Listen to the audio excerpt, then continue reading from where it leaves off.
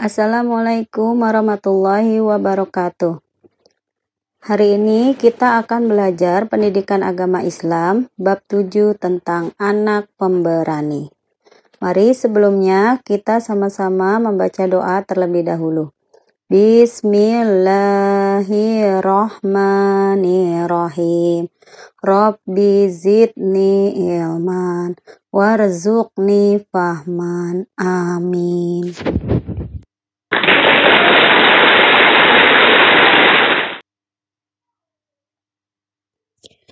Tujuan pembelajaran hari ini yaitu 1.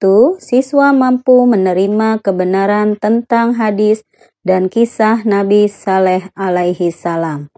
2. Siswa mampu menjabarkan kisah tentang Nabi Saleh alaihi salam. 3. Siswa mampu menyebutkan sikap berani bertanya terkait hadis menuntut ilmu.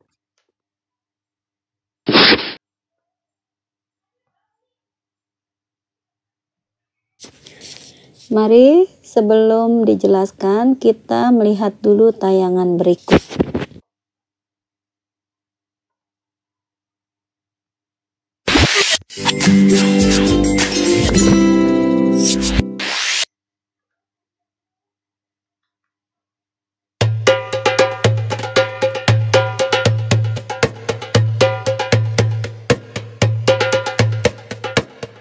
Nabi Soleh alaihi salam adalah keturunan dari Nabi Nuh alaihi salam. Nabi Soleh berasal dari keluarga miskin dan sederhana. Namun begitu, Nabi Soleh adalah pemuda yang taat, yang hanya beriman kepada Allah. Nabi Soleh diutus untuk kaum Samud yang hidup di bekas reruntuhan kaum Ad. Kaum Samud ternyata lebih pandai daripada kaum Ad. Mereka mampu membangun lagi jaringan irigasi yang lebih sempurna guna mengairi lahan pertanian dan perkebunan. Berkat kegigihan kaum Samud, negeri tandus itu pun bisa dibangun kembali. Bangunan di tempat itu megah dan mewah. Gunung-gunung dipahat menjadi istana yang indah. Tanah di tempat itu juga subur, pepohonan hijau dan buahnya lebat. Hasil panen selalu melimpah ruah. Seluruh kaum Samud hidup sejahtera dan tercukupi. Namun keberhasilan itu justru membuat kaum Samud lalai dan sombong. Mereka tidak mau menyembah kepada Allah. Mereka menganggap rezeki yang mereka peroleh bukan karunia Allah, melainkan hasil usaha mereka sendiri.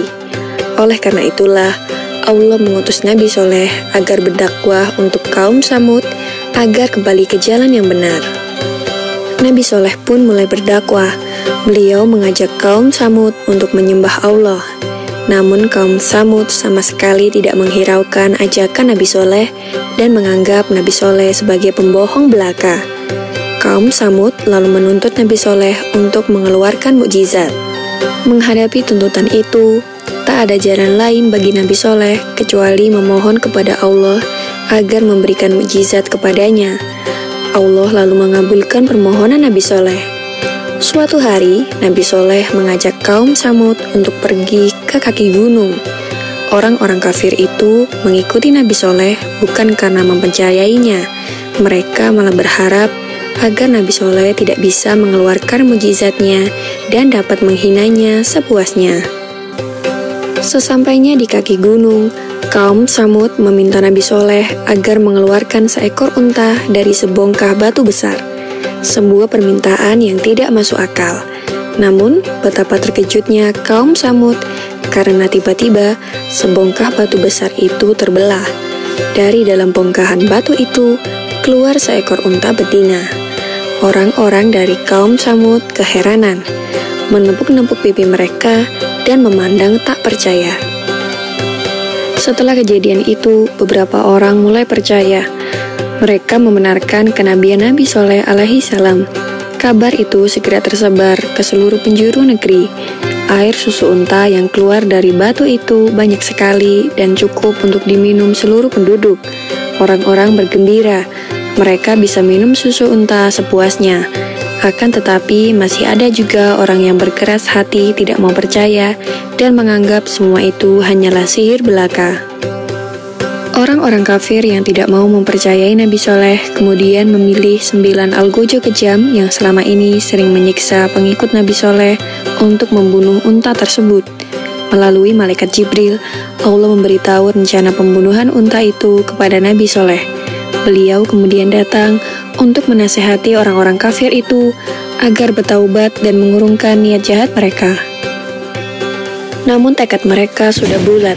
Dengan membawa pedang yang terhunus, mereka mengejar unta Nabi Soleh dan membunuhnya dengan pedang yang sudah diasah tajam. 9 algojo itu kemudian mendatangi rumah Nabi Soleh karena mereka juga ingin membunuhnya. Namun dalam perjalanan, mendadak batu-batu besar melayang menghantam mereka dan mereka meninggal. Azab Allah pun turun berupa petir yang menyambar dengan amat keras. Orang-orang kafir yang tidak mempercayai kebenaran Nabi Soleh pun berlarian menyelamatkan diri. Bumi tempat mereka berpijak juga tiba-tiba berguncang. Gempa dahsyat terjadi. Orang-orang pun semakin bingung. Bencana datang dari atas dan bawah. Akhirnya setelah azab itu diturunkan, semua kaum Samud binasa. Tak ada lagi yang tersisa kecuali 120 orang yang beriman kepada Allah dan mengikuti dakwah Nabi Soleh. Selanjutnya, Nabi Soleh membawa para pengikutnya berhijrah ke Ramlah, yang merupakan suatu tempat di Palestina. Demikianlah kisah Nabi Soleh alaihissalam tentang mukjizat unta yang keluar dari dalam batu. Semoga kisah ini dapat mempertebal iman kita dan percaya tentang kebesaran Allah Subhanahu wa Ta'ala. Amin ya Robbal 'Alamin.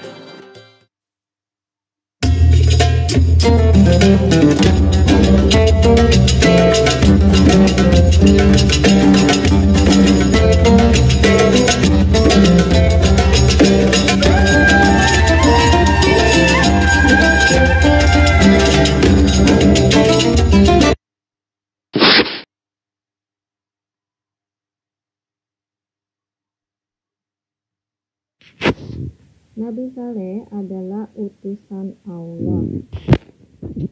Nama lengkap Nabi Saleh adalah Saleh bin Ubaid bin Jabir bin Samud bin Amir bin Iram bin Sam bin Nuh.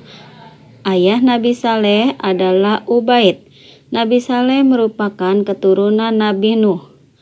Nabi Saleh memiliki kaum bernama Samud. Samud adalah nama suatu suku yang tinggal di suatu dataran bernama Al-Hijr, daerah yang terletak antara Hijaz dan Sam.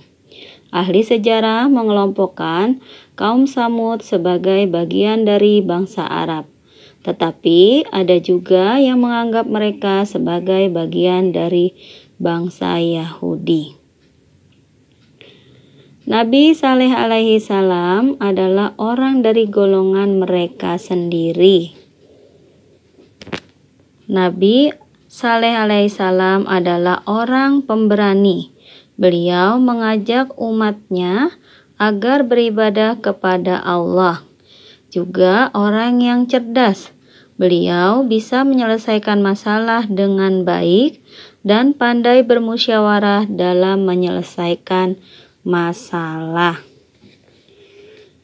Mukjizat Nabi Saleh yaitu keluarnya seekor unta betina dari sebuah batu karang yang berada di sebelah bukit, di mana ketika itu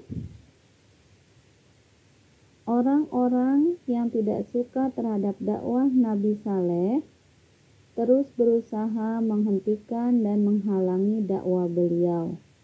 Mereka meminta Nabi Saleh untuk membuktikan kenabiannya dengan memperlihatkan mukjizat kepada mereka. Dan Nabi Saleh memohon kepada Allah agar diberikan mukjizat. Kemudian Allah mengabulkan permohonan Nabi Saleh.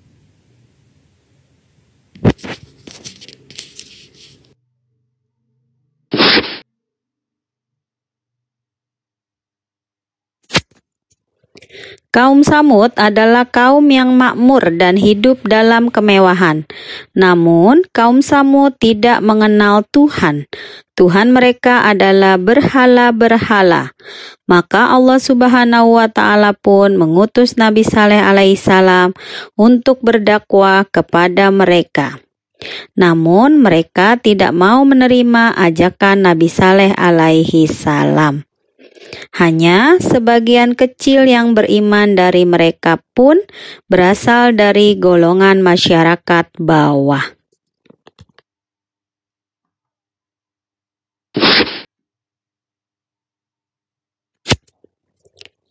Azab bagi kaum Tsamud. Allah pun memenuhi janjinya dengan menurunkan azab kepada kaum Tsamud. Nabi Saleh alaihissalam memberitahu kaumnya bahwa azab akan datang dengan didahului oleh tanda-tanda, yaitu di hari pertama ketika bangun tidur, wajah mereka akan berubah menjadi kuning. Di hari kedua berubah menjadi merah, dan di hari ketiga akan berubah menjadi hitam. Dan di hari keempat akan turunlah azab yang sangat pedih. Azab bagi kaum Tsamud adalah dibinasakan dan hancur oleh halilintar dan gempa bumi yang sangat dahsyat.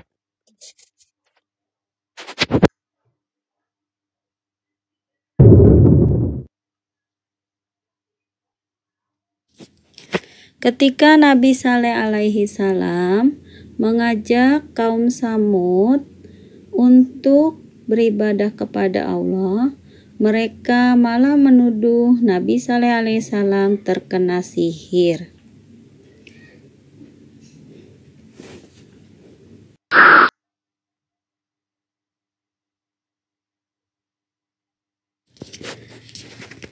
Wa amma samudu fahadainahum fastahabbul ama alal huda fa'akhazathum sa'iqatul azabil huni bima kanu yaksibun. Dan adapun kaum Tsamud, mereka telah kami beri petunjuk, tetapi mereka lebih menyukai kebutaan, kesesatan daripada petunjuk. Maka mereka disambar petir sebagai azab yang menghinakan, disebabkan apa yang telah mereka kerjakan. Quran Surat Fussilat ayat 41.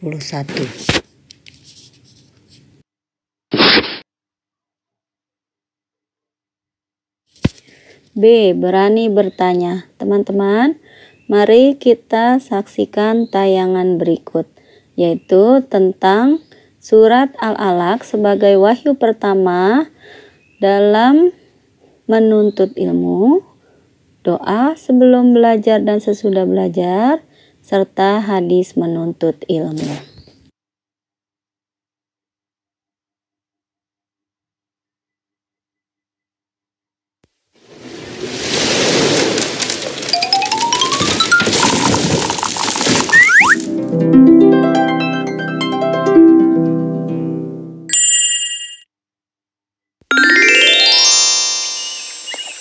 Surah Al-Alaq. Bismillahirrahmanirrahim. Iqra' bismi rabbikal ladzi khalaq. Khalaqal insana min 'alaq. Iqra' wa rabbukal akram. Alladzi 'allama bil qalam. 'Allamal insana ma lam ya'lam. Kalla innal insana layatgha. Ar-ra'ahu istaghna. Inna ila rabbikar ruj'a. Alladzi yanha 'abdan idza shalla. Ara'aita in kana 'alal huda. سوى أرأيت إن كذب وتولى ألم يعلم بأن الله يرى كلا لئن لم ينته لنصفعا بالناصية ناصية كاذبة خاطئة فليدع ناديه سندع الزبانية كلا لا تطعه واسجد واقترب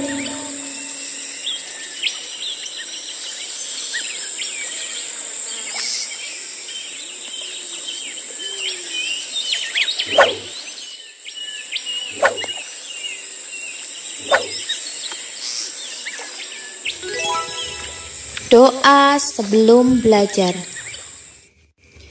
Bismillahirrahmanirrahim. Raditu billahi rabba wa bil islami dina wa bi Muhammadin nabiyyan wa rasula. Rabbi zidni ilman nafi'an warzuqni fahman waj'alni minas solihin. Artinya, dengan menyebut nama Allah yang Maha Pengasih lagi Maha Penyayang, saya rela Allah Tuhanku, Islam agamaku, Muhammad nabiku, dan utusan Allah. Ya Allah, tambahkanlah kepadaku ilmu yang bermanfaat. Berikanlah aku rizki pemahaman, dan jadikanlah aku dari golongan orang-orang yang soleh. Amin ya Rabbal Alamin. Doa setelah belajar. Allahumma inni istaudi'uka ma 'allamtanihi fardudhu ilayya 'inda hajati wala tansanihi ya Rabbal Alamin. Artinya, ya Allah, sesungguhnya kutitipkan kepadamu apa yang telah Engkau ajarkan kepadaku, maka kembalikanlah dia kepadaku di saat aku membutuhkannya. Janganlah Engkau buat aku lupa kepadanya, wahai Tuhan pemelihara alam.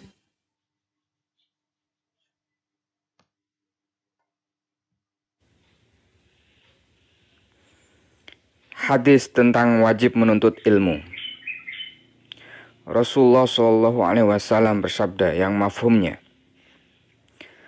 Talabul ilmi faridatun ala kulli muslimin.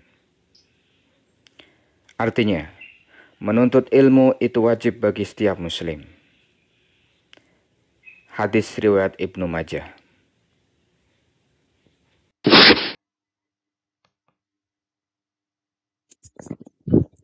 Hadis menuntut ilmu.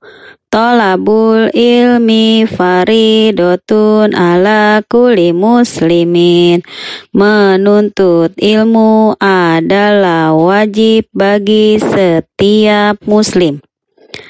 Hadis pertama ini menjelaskan bahwa menuntut ilmu adalah kewajiban bagi setiap muslim.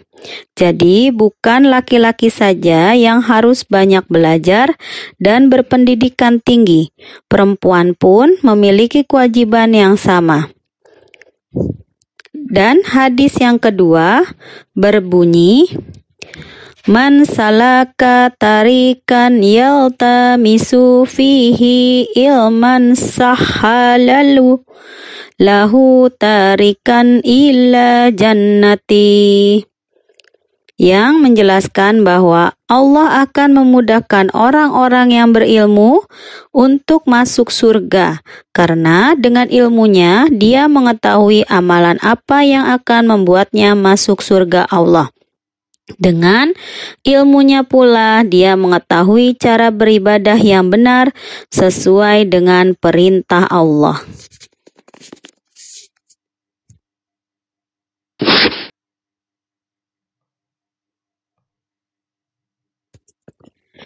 Menuntut ilmu artinya mencari ilmu baik dengan jalan bertanya, melihat, mendengar, atau membaca. Menuntut ilmu sangat penting.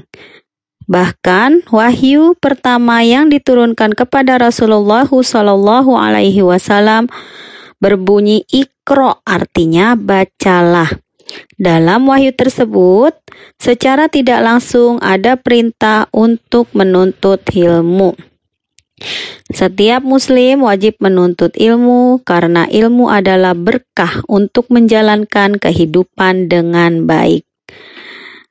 Maka menuntut ilmu hukumnya wajib.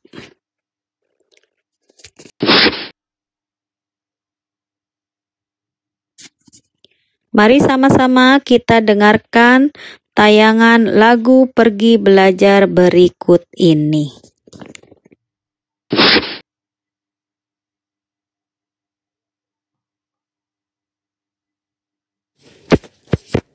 Wa ma arsalna min qablika illa rijalan nuhi ilaihim fas'alu ahlaz zikri in kuntum la ta'lamun. Dan kami tidak mengutus sebelum engkau Muhammad, melainkan orang laki-laki yang kami beri wahyu kepada mereka. Maka bertanyalah kepada orang-orang yang mempunyai pengetahuan jika kamu tidak mengetahui. Quran Surat An-Nahl ayat 43.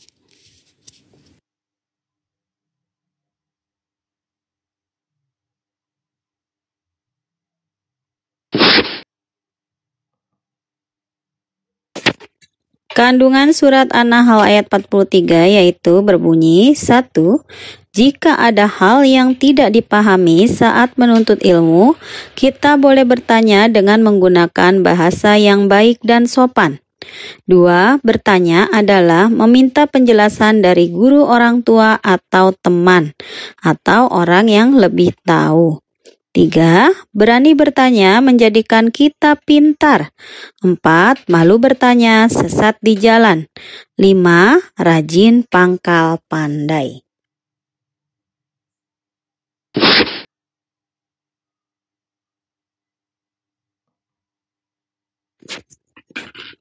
Hikmah anak pemberani. A'udzubillahi minasyaitonirrajim. Bismillahirrahmanirrahim. Wala tahinu wala tahzanu wa antumul a'launa in kuntum mu'minin. Janganlah kalian lemah dan bersedih hati, karena kalian orang-orang yang paling tinggi derajatnya, jika kalian orang-orang yang beriman. Quran Surat Ali Imran ayat 139.